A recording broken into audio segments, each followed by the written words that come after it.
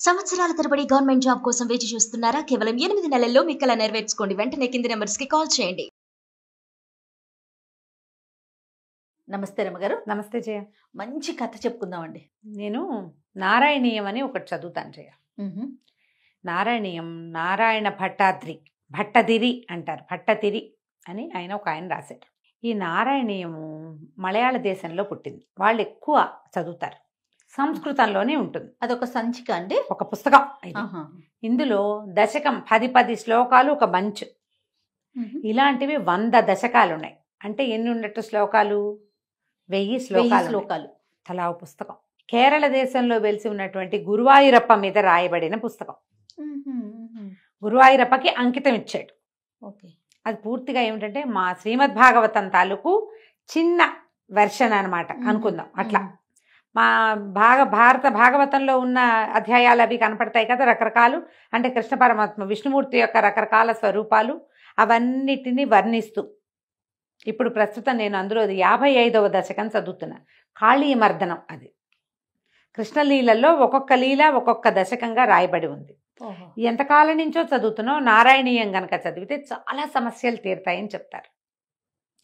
ఆరోగ్య సమస్యలు నారాయణీయం వల్ల తీరుతాయి. ఏదైనా ఒక దశకం 1000 చదవగలిగితే మంచిది. 1000 శ్లోకాలు చదివితే దుంప తగ్గిపోతుంది అవన్నీ చదవటానికి.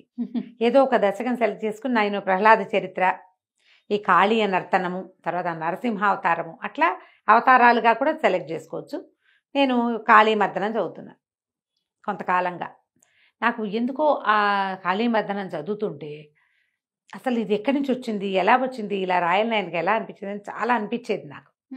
అనుకోకుండా ఒక చందమామలో, పాత చందమామ 50s ఉన్న చందమామలో దీనికి రిలేటెడ్ కథ ఒకటి దొరికిందనమాట. ఓకే.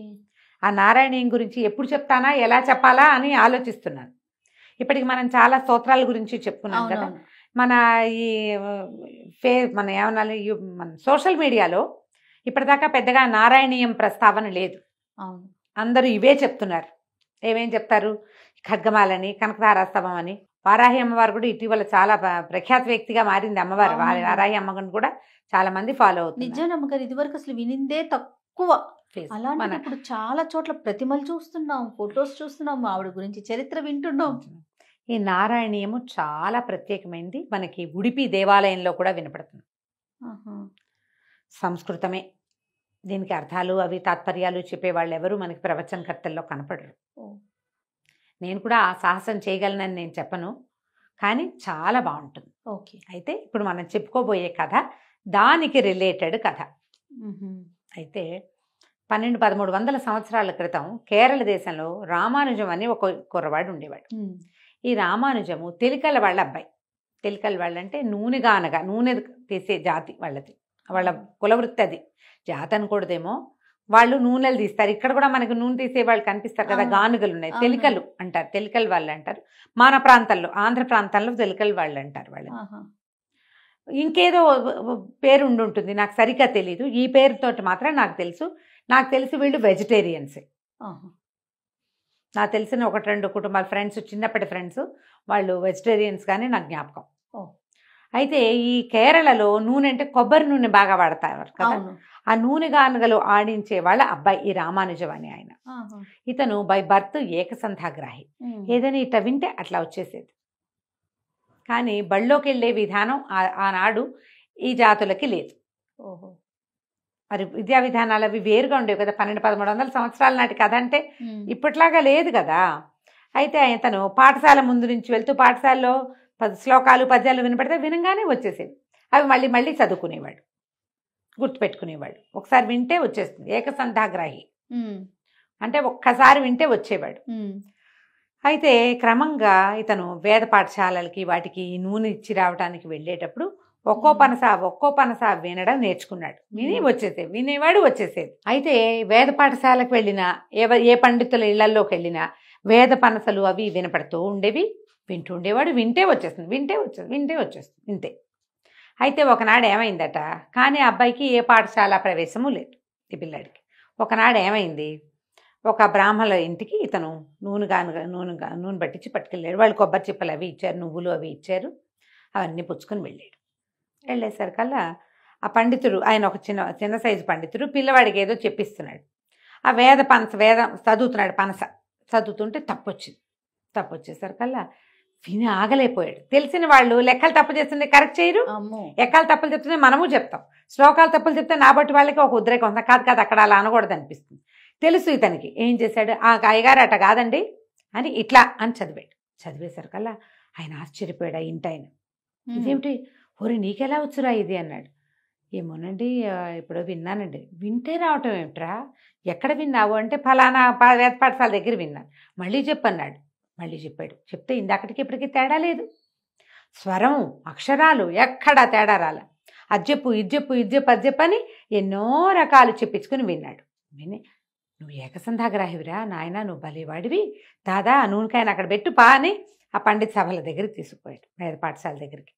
వినండి, తెలకల్లి వాళ్ళ అబ్బాయి మన రామానుజం ఎంత గట్టివాడు అని చెప్పిస్తే అందరూ ఆశ్చర్యపోయారు.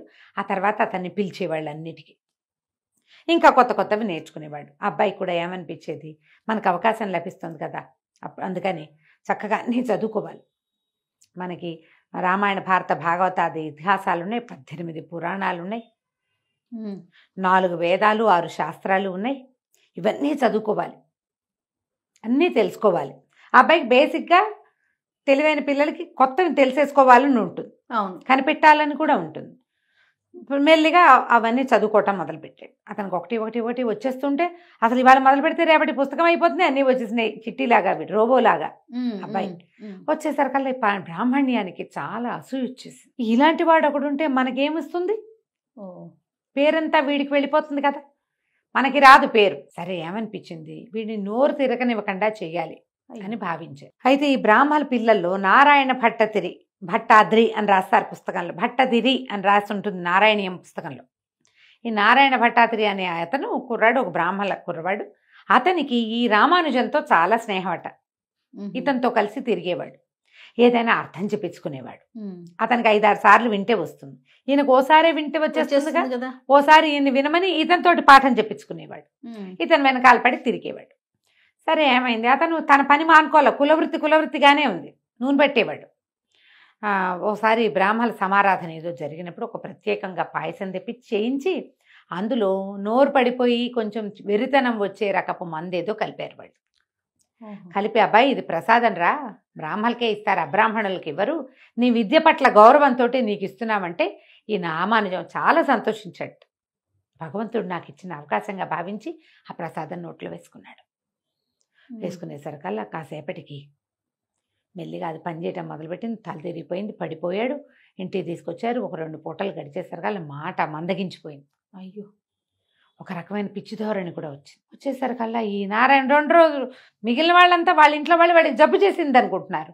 ఈ అబ్బాయి నారాయణ భట్టాద్రి తిరుగుతాడు కదా, ఒకరోజు జ్వరం వచ్చిందని ఊరుకున్నాడు. 2వ రోజు వెళ్ళేసరికల్లా ఇతను వాలకమే అతనికి అర్థం కాదు. ఏమిటిటా విచిత్రంగా ఉన్నాడు, ఏదైనా గాలి చేష్ట తోపిందా అదే ఇదా అని ప్రశ్నించారు. కాదు, ఇతనే పదే ఏం తిని నీకు ఇది రుగ్మత వచ్చిందని ప్రశ్నిస్తే ఎటాగోటా ప్రసాదం తిన్నానన్న సమాధానం రాబట్టాడు. తనకు అనుమానం వచ్చేసింది, ఏదో చేశారు వీళ్ళని. ఒక వైద్యుడిని తీసుకొచ్చి ఇతను ఏదో పాయసం తిన్నాడు, ఇట్లాంటి లక్షణాలు బయటపడ్డాయి. ఇంత గ్రహణ శక్తి ఉన్నవాడు మాట కూడా మాట్లాడలేకపోతున్నాడు, సమాధానం రావట్లా, మందమందిగా చూస్తున్నాడు, చేష్టలు బాగుండేది, జెస్చర్స్ అన్నీ మారిపోయినాయి, పిచ్చి వాలకం పడిపోయి. ఇక ఆయన మందులు వాడి మొత్తానికి సరిచేశాడు. మళ్ళీ తిప్పుకున్నాడు, రామానుజం తిప్పుకున్నాడు, అనారోగ్యం తగ్గిపోయింది.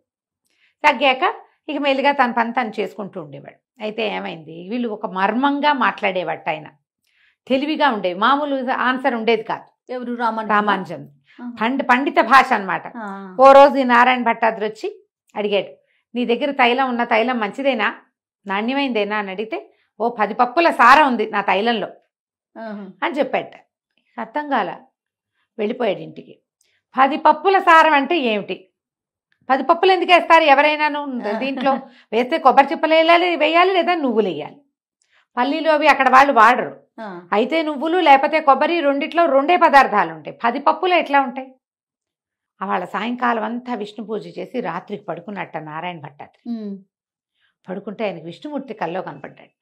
కనపడితే ఆయన విష్ణుమూర్తిని అడిగాడు, రామానుజం తన తైలంలో 10 పప్పుల సారం ఉందన్నాడు. అంటే ఏమిటి స్వామి అని. 10 పప్పుల సారం అంటే 4 వేదాలు 6 శాస్త్రాలు వెరసి 10 విషయాల తలకు జ్ఞానం ఉంది నా దగ్గర అని చెప్తున్నాడు. బాబా తన జ్ఞానాన్ని ప్రపంచానికి పంచమని చెప్పు, ఇది నా ఆజ్ఞగా భావించాలి అని చెప్పేట విష్ణుమూర్తి కల్లో. మర్నాడు లేవగానే సంధ్యావందనం చేసుకోవడం పరిగెత్తుకొచ్చేట నారాయణ భట్టాద్రి. భగవంతుడు ఇట్లా చెప్పాడయ్యా, నిన్ను చెయ్యమంటున్నాడు, నీ జ్ఞానాన్ని ప్రపంచానికి పంచమన్నాడు అనేసరికి ఆయన ఏం చేశాడంటేట రామాయణ భారత భాగవతాలని మలయాళ భాషలో రచించాడు రామానుజం. మనకి కవిత్రయం మహాభారతాన్ని అనువదించారు. అవును. పోతన గారు భాగవతాన్ని అనువదించారు. మలయాళంలో కేరళ భాషలో రామానుజం అనే ఆయన సంస్కృతంలో ఉన్నటువంటి రామాయణ భారత భాగవతాలు మూడింటిని మలయాళంలోకి అనువాదం చేశాడు, రాశాడు, రీరైట్ చేశాడు అనుకో. పామరులకి కూడా జ్ఞానాన్ని అందించడం కోసం లోకల్ భాషలో రాశాడు. రాయటం మొదలుపెట్టాడు. ఆయన పనిచేస్తుండేవాడు. ఒకసారి నారాయణ భట్టాద్రికి చాలా అనారోగ్యం వచ్చిందట. ఆయన్ని చూడబోయాడు రామానుజం గారు.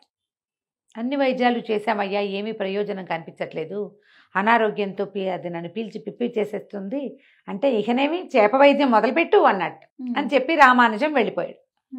ఈ నారాయణ భట్టాద్రికి అర్థం కాలేదు. ఏమిటి చేపలు తినమంటాడా నన్ను, బ్రాహ్మణ్ణి, ఇంత మాట అన్నాడే అని తెగ గింజుకుపోయేట.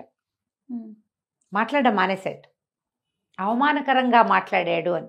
అయితే క్రమంగా ఒక రోజు ఆయన వచ్చి చూసేవాడు. ఈయన ముభావంగా మొహం పెట్టుకునేవాడు. 5-6 రోజుల తర్వాత, ఏమయ్యా మాట్లాడడం మానేసావు, ఏమిటంటే, మరి నువ్వు అంత అవమానకరంగా మాట్లాడితే ఏం సమాధానం చెప్పంటావు, జబ్బుతో ఉన్నవాడిని చేపలు తినమన్నావు కదా నువ్వు అంటే ఆయన నవ్వెట్. నేను గూఢంగా మాట్లాడతాను, నువ్వు మర్చిపోయావా, చేపంటే ఏమిటి శ్రీమన్నారాయణుడి ప్రథమ అవతారం, దశావతారాలు మొదలుపెట్టు, దశావతార సేవ చేయి, ఆరోగ్యం చక్కబడుతుంది అని చెప్పాడు. అప్పుడు ఆయన, అయ్యో భగవంతుడి ఆజ్ఞ ఇది, రామాయణ భారత భాగవతాలు తను చేసినవాడు నాకు ఇట్లా ప్రత్యేకంగా చెప్తున్నాడంటే నన్ను చేయమని కదా అర్థం. దశావతార వర్ణన క్రమాన్ని తీసుకుని నారాయణీయాన్ని రచించాడు ఆయన. నారాయణ భట్టాద్రి ఆయన రాసిందే నేను చెప్పిన నారాయణీయం. 1000 శ్లోకాలు ఉన్నాయి అందులో. అది ఈ రామానుజం ఆజ్ఞ చొప్పున చేశాడు. ఆయన ఇచ్చిన ఐడియాతోటి. ఆజ్ఞని అనకూడదు, సలహా. ఆయన ఆరోగ్యము చక్కబడింది. ఈ కేరళ దేశంలో గురువాయూరులోనే ఈ నారాయణ స్వామి ఉన్నాడు. గురువాయూరప్ప అంటాం కదా, ఆ గురువాయూరప్ప ఆయన ఎట్లా ఉంటాడు, శంఖచక్రధారిగా ఉంటాడు, కృష్ణ స్వరూపం. అవును. ఎంత అందంగా ఉంటాడో జయ ఆయన. అవునండి, చూసాను నేను కూడా. నేను ఎప్పుడో 20 ఏళ్ల క్రితం నా స్నేహితుడు ఒక ఆయన నాగేశ్వరరావు గారిని, జ్యోతిష్యులు, వాళ్ళ ఇంట్లో చూసే ఆ ఫోటోని నేను. ఆ క్యాలెండర్ మీదే నా దృష్టి ఉండిపోయింది. ఎంత ఆకర్షణీయంగా ఉంటుందో ఆ ప్రతిమ అసలు. నేను వాళ్ళు వచ్చినప్పుడల్లా దానికేసి చూస్తున్నాను. ఆయన ఇంకోటి తెప్పించి ఇచ్చారు నాకు. మా ఇంట్లో ఇప్పటికీ ఫ్రేమ్ కట్టించి ఉంచుకున్నాను నేను. ఒక ఆసక్తిని కలగజేస్తుంది అనమాట. ఆయన ఈ 1000 శ్లోకాలు రచించాడు ఈ రామానుజం గారి స్నేహంతో. ఇప్పటికీ కేరళ రాష్ట్రంలోనట అక్షరాభ్యాసం చేయటానికి రామానుజం గారి సొంత ఊరు నుంచి ఇసుక తెప్పించి దాని మీద అక్షరాలు దిద్దిస్తారు. ఆయన వల్లే వాళ్ళకి ఈ భాష అంతా అందింది, ఈ జ్ఞానం అంతా అందింది. ఆయన స్నేహితుడు అవ్వటం వల్లే నారాయణ భట్టాద్రి ఈ నారాయణీయాన్ని రాశాడు. ఎవరికైనా అవకాశం ఉంటే నారాయణీయాన్ని సంపాదించండి. ఒక్కొక్క దశకము స్లోగా నేర్చుకోవచ్చు. మనకి ఏ దశకం మీద ఆసక్తి ఉంటే ఆ దశకమైనా మనం చదువుకోవచ్చు తప్పకుండా. ఒక్కో దశకం ఒక్కో వృత్తాలు కూడా మారిపోతాయి. అన్నీ ఒకే రకంగా రాయబడలా. దీన్ని బట్టి ఏమంటారంటే మన సన్నివేశాన్ని బట్టి వృత్తాలు కూడా మారినాయి. ఎవరితోటైనా చెప్పించుకోవాల్సి వస్తుంది కూడాను. అవకాశం ఉంటే దీని గురించి చదవండి, తెలుసుకోండి. ఆ నారాయణీయం బేస్ కథే ఇప్పుడు నేను చెప్పిన ఏకసంధ్యాగ్రాహి కథ. బాగుంది కదా? బాగుందో, ఎంత బాగుందో. నేను ఇంకా ఆయనే రచించారేమో అనుకున్నాను. కాదు, ఆయన ఎంకరేజ్ చేసి ఈయనతో రచింపజేశారు. నమస్తే. నమస్తే.